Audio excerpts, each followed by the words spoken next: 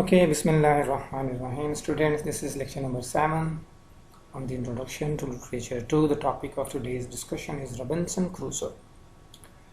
Students, this lecture is very much important as it describes a very much important theoretical perspective of colonialism and post-colonialism. So, in this lecture, I am going to tell you the critical analysis and summary of Robinson Crusoe, while in next lecture I'm going to tell you the colonialism and post-colonialism. And after reading these two lectures, or after listening these two lectures, you may derive the colonial and post-colonial perspective in Robinson Crusoe.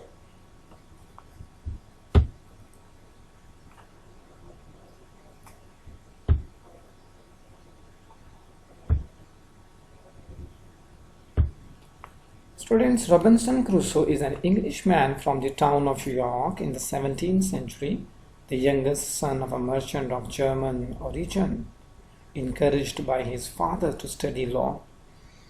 Crusoe expresses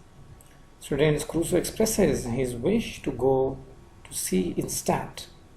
His family is against Crusoe going out to sea, and his father explains that it is better to seek a modest, secure life for oneself.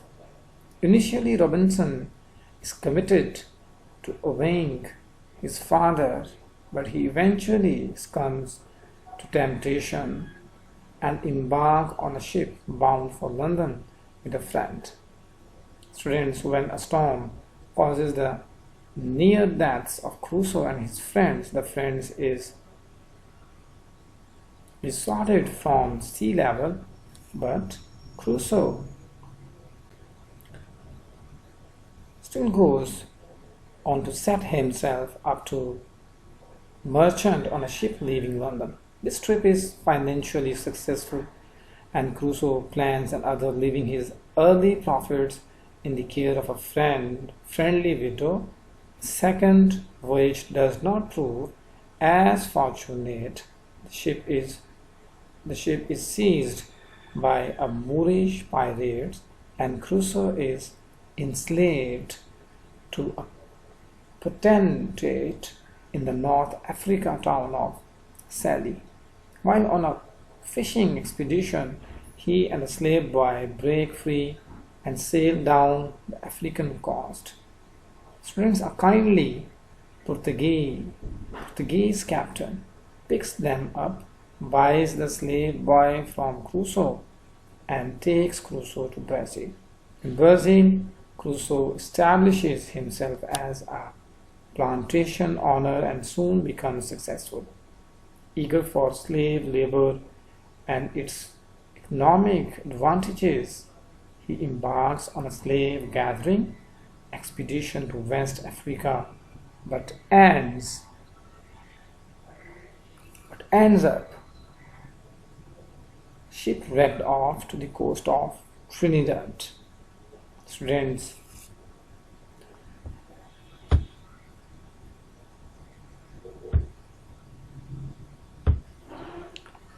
Crusoe soon learns he is the sole survivor of the expedition and seeks shelter and food for himself. He returns to the wrecks, remains 12 times to slave guns, powder, food, and other items. On shore, he finds goats he can graze for meat and builds himself. Students, Crusoe erects a cross that he inscribes with the date of his arrival, September 1, 1659, and makes a notch every day in order never to lose track of time. He also keeps a journal of his household activities, noting his attempts to make candles, his lucky discovery of sprouting grains, and his construction of a cellar, among other events. In June 1660, he falls ill, an hallucination that an angel visits, warning him to repent. Drinking tobacco steeped rum, Crusoe experiences a religious illumination and realizes that God has delivered him from his earlier sins. After recovering, Crusoe makes a survey of the area and discovers he is on an island. He finds a pleasant valley abounding in caves, where he builds a shady retreat. Crusoe begins to feel more optimistic about being on the island, describing himself as its king. He trains a pet parrot, takes a goat on a pet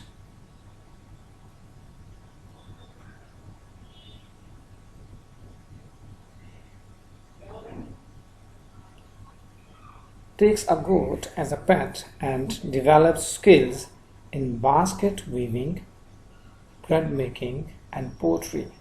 Students, Crusoe cuts down an enormous cedar tree and builds a huge canoe from its trunk, but he discovers that he cannot move it to the sea.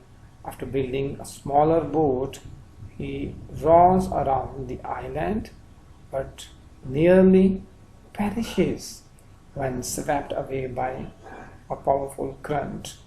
Students, reaching shore, he hears his parrot calling his name and is thankful for being saved once again.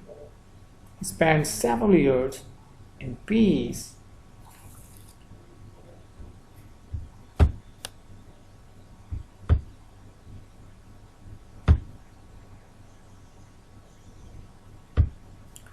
Students, one day Crusoe is shocked to discover a man's footprint on the beach. He first assumes the footprint is the devil's, then decides it must belong to one of the cannibals said to live in the region. Terrified, he arms himself and remains on the lookout for cannibals. Students, Crusoe also builds an underground cellar in which to herd his goats at night and devises a way to cook underground. One evening he hears gunshots, and the next day he is able to see a ship wrecked on his coast. It is empty when he arrives on the scene to investigate. Crusoe once again thanks Providence for having been saved. Soon afterward, Crusoe discovers that the shore has been strewn with human carnage, apparently the remains of a cannibal feast. He is alarmed and continues to be vigilant. Later, Crusoe catches sight of 30 cannibals heading for shore with their victims. One of the victims is killed. Another one, waiting to be slaughtered, suddenly breaks free and runs towards Crusoe's dwelling. Crusoe protects him, killing one of the pursuers and injures the other, whom the victim finally kills. Well armed, Crusoe defeats most of the cannibals on shore. The victim vows total submission to Crusoe in gratitude for his liberation.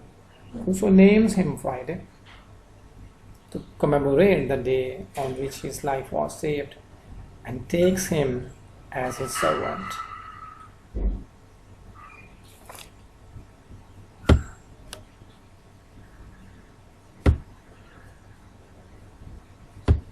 Students, finding Friday cheerful and intelligent, Crusoe teaches him some English words and some elementary Christian concepts. Friday in turn explains that cannibals are divided into distinct nations and that they only eat their enemies. Friday also informs Crusoe that the cannibals saved the men from the shipwreck Crusoe witnessed earlier, and that those men, Spaniards, are living nearby. Friday expresses a longing to return to his people and Crusoe is upset at the prospect of losing Friday. Crusoe then entertains the idea of making contact with the Spaniards, and Friday admits that he would rather die than lose Crusoe. The two build a boat to visit the cannibals' land together. Before they have a chance to leave, they are surprised by the arrival of 21 cannibals in Conoy. The cannibals are holding 3 victims, one of whom is in European dress. Friday and Crusoe kill most of the cannibals and release the European Spaniard. Friday is overjoyed to discover that another of the rescued victim is his father. The 4 men return to Crusoe's dwelling for food and rest. Crusoe prepares to welcome them into his community permanently. He sends Friday's father and the Spaniards out in a canoe to explore the nearby land. 8 days later, the sight of an approaching English ship alarms Friday. Crusoe is suspicious. Friday and Crusoe watch as 11 men take 3 captives on shore on a boat. 9 of the men explore the land, leaving 2 to guard the captives. Friday and Crusoe overpower these men and release the captives.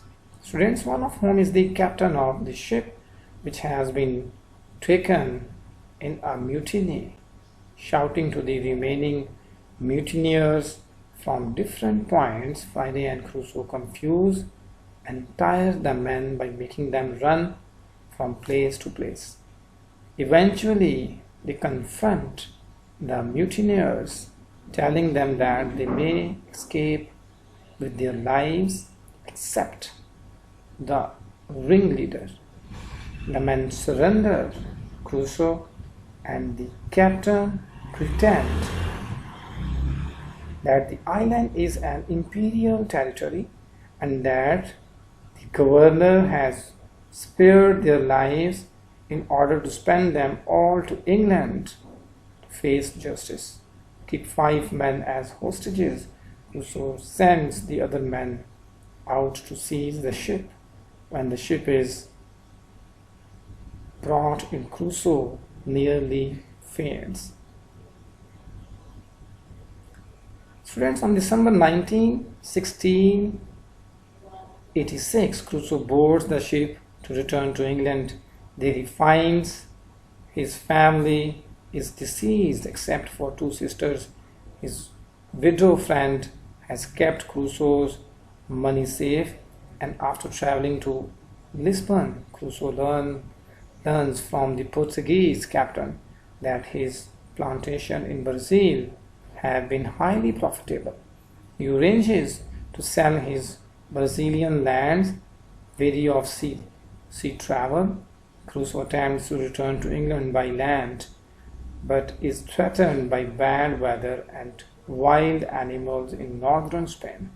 Finally arriving back in England, Crusoe receives word that the sale of his plantations has been completed and that he has made a considerable fortune. Students, after donating a portion to the widow and his sisters, Crusoe is restless and considers the journey to Brazil, but he is distorted by the thought that he would have to become Catholic. He marries and his wife dies. Crusoe finally deports from the East Indies as a trader in 1694. He revisits his island, finding that the Spaniards are governing it well and that it has become a prosperous colony. Okay students, in next lecture I would like to discuss the colonialism and post-colonialism.